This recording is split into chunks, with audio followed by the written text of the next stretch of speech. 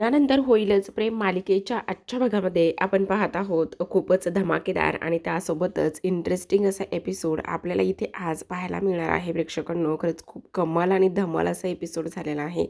आपण पाहतो की आपली छोटूशी पिहू आता सगळ्यांना शोधत असते, सगळ्यांचे वाईब्स ती एकत्र करत असते आणि आता रम्या आणि वसूला तिने आवाज दिलेला असतो. खरं तर रम्या आणि वसू कालच्या भागामध्ये आपण त्यांनी पाहिलं, त्या बोलल्या होत्या की कोण आपल्याला एखादा बळीचा बकरा सापडतोय. आता ती शोधत असताना ह्या दोघी तिला विचारतात, का गं आम्हाला कशाला शोधत होतीस, आमच्याकडे तुझं काय काम आहे.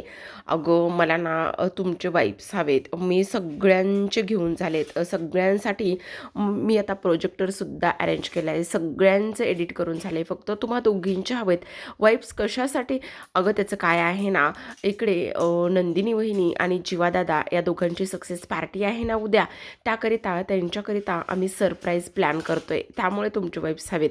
तेव्हा लगेच आता इकडे रम्या हळूच कुजबुजत असते आणि वसूसुद्धा म्हणत असते, बघितलंस ना रम्या, बळीचा बकरा आपण शोधत होतो, अगदी बकरा आपल्या दाराशी अलगद चालतच आलेला आहे, त्यामुळे आपल्याला आता कुठे शोधायला जायची गरजच नाही.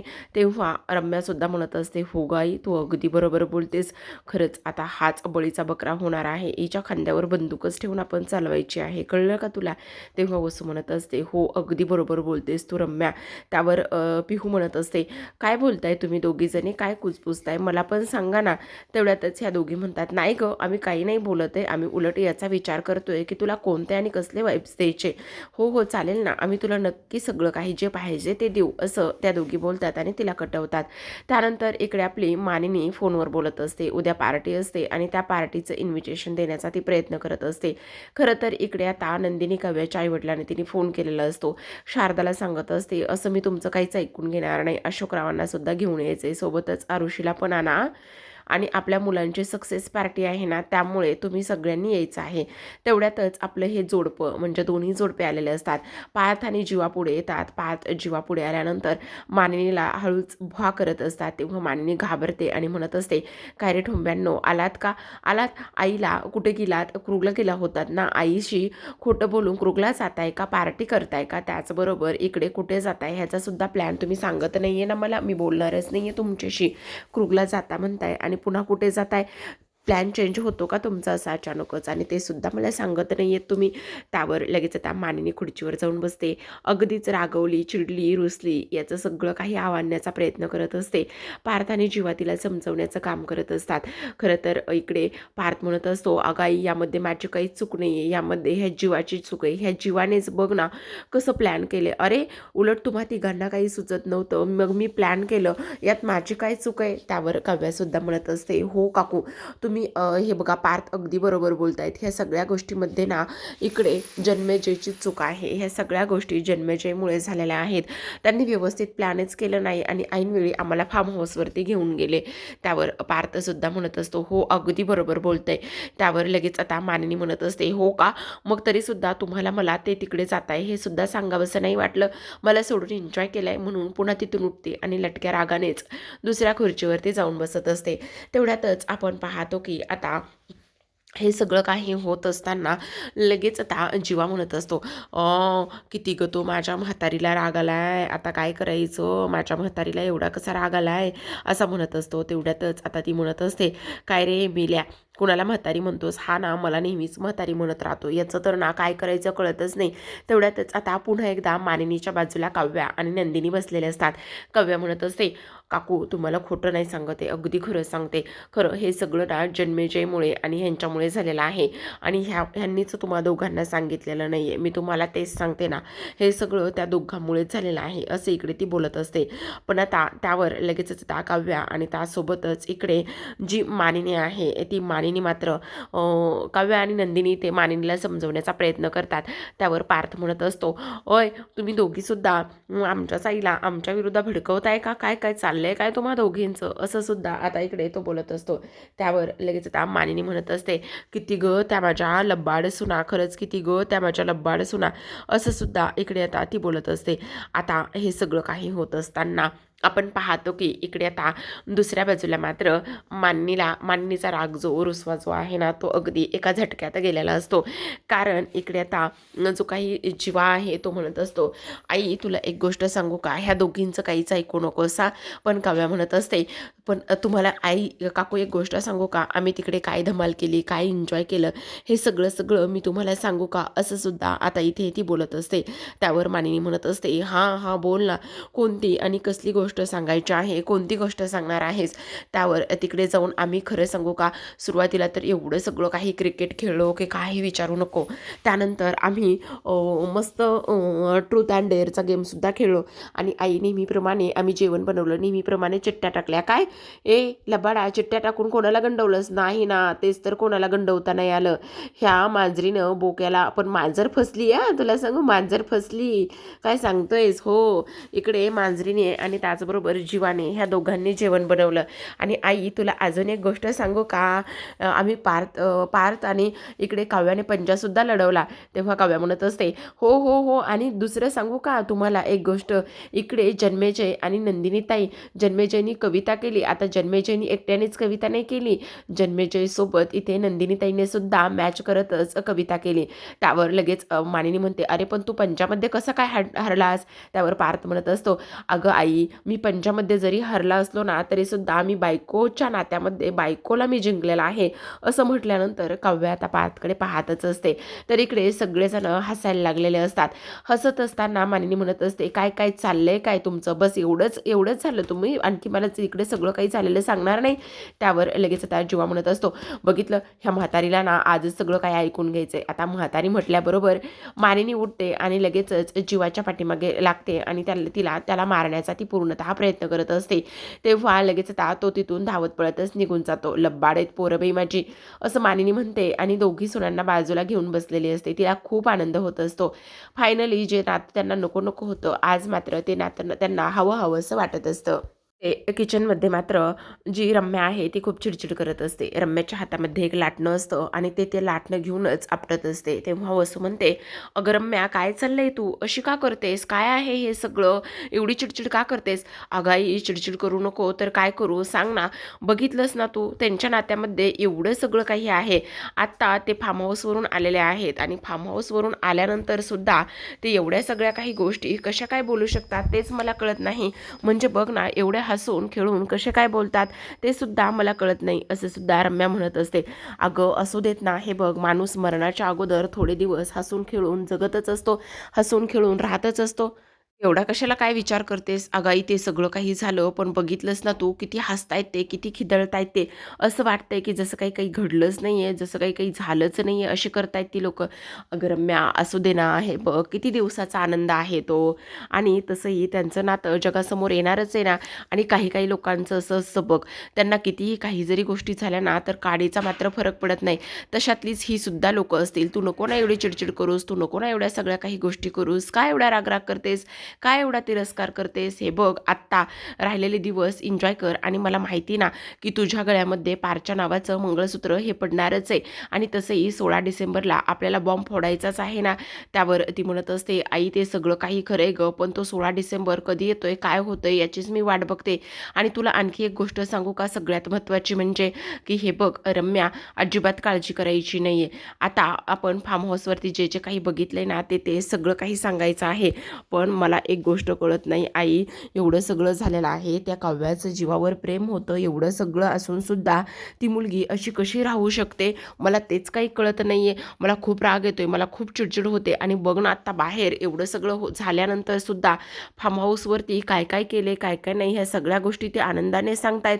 आणि त्याहूनही सगळ्यात महत्त्वाचं म्हणजे आई, हे बघ त्यांनी सगळं विसरून ह्या नात्याला स्वीकारलं तर नसेल ना, काव्या पार्थबरोबर आणि जीवानंदिनी बरोबर आनंदाने तर राहणार नसतील ना, मला तेच काही कळत नाही. अगं रम्या, ते जरी आनंदाने राहणार असली तरीसुद्धा आपण उद्या जो बॉम्ब फोडणार आहेत ते सगळं सत्य समजल्यानंतर ते खरंच आनंदाने राहतील असं तुला वाटतंय का रम्या, असं वसू रम्याला बोलत असते.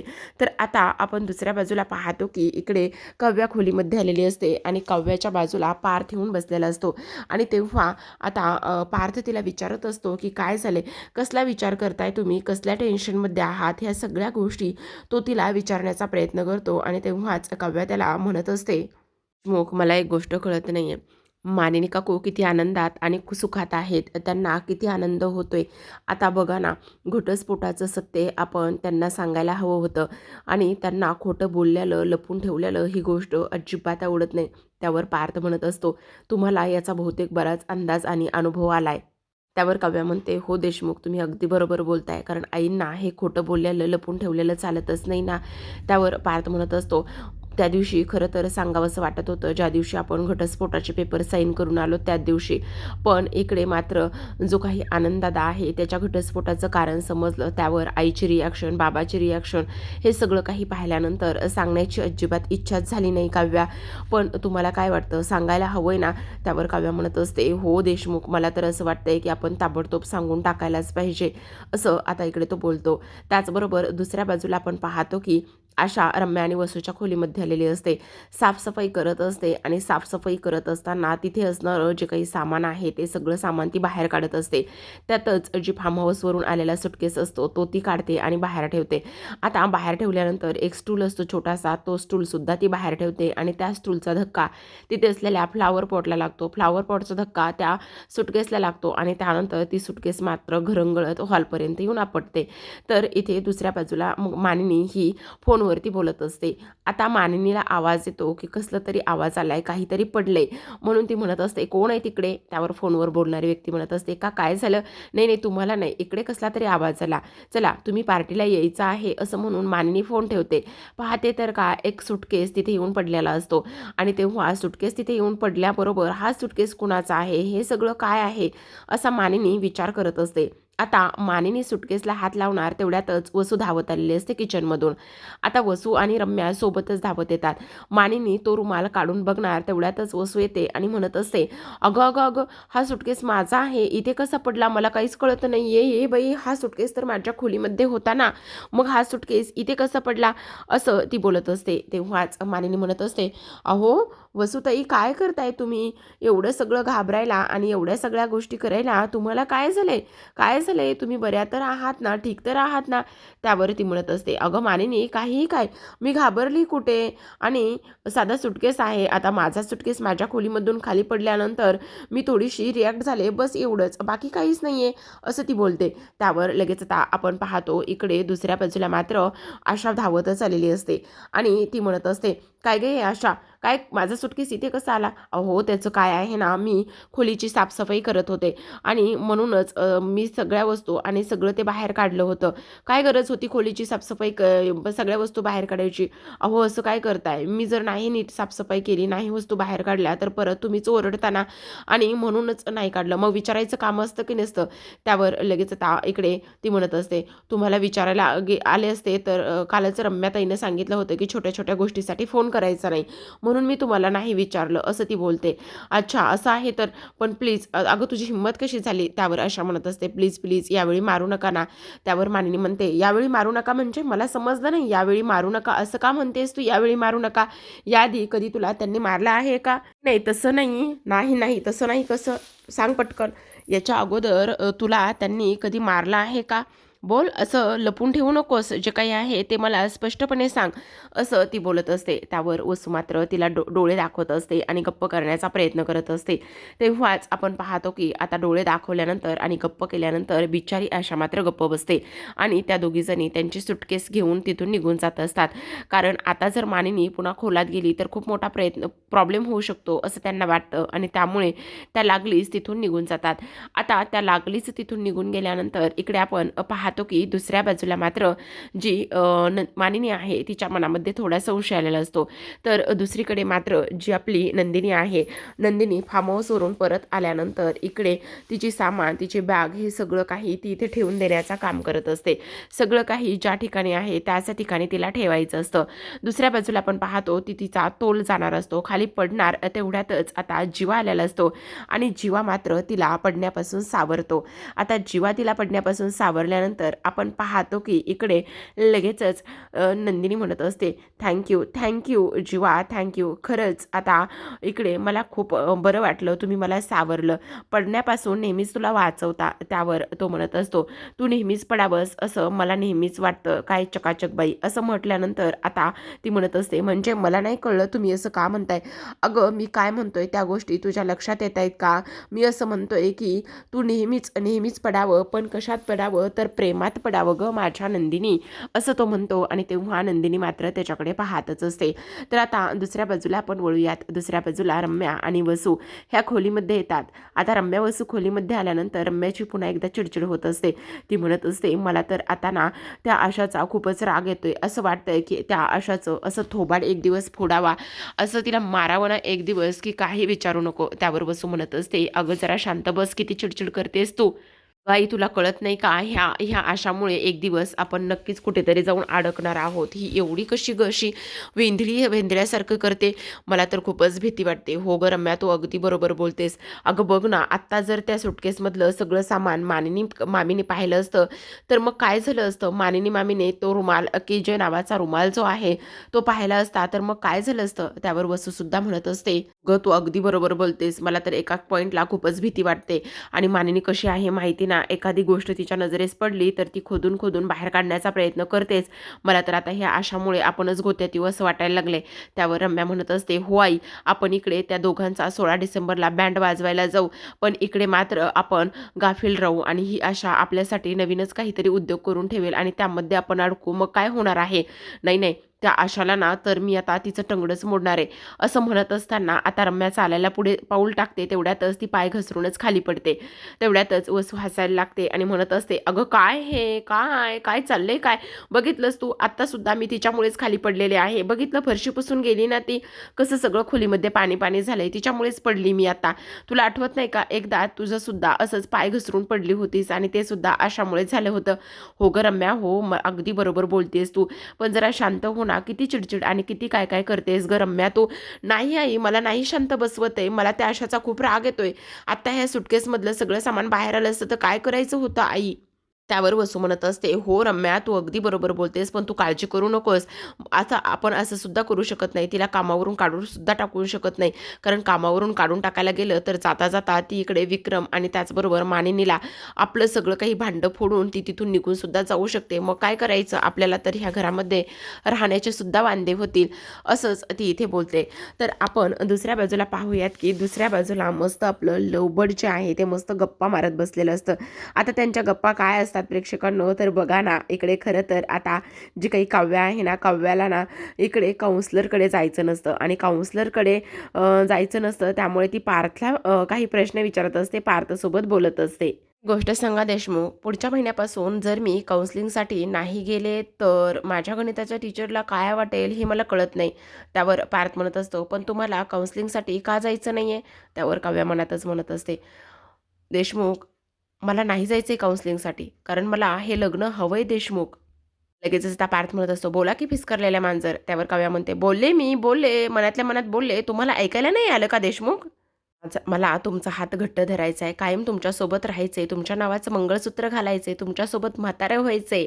ही मांजर आयुष्यभर फिसकारणार आहे तुमच्यावर ह्या बोक्यावरती.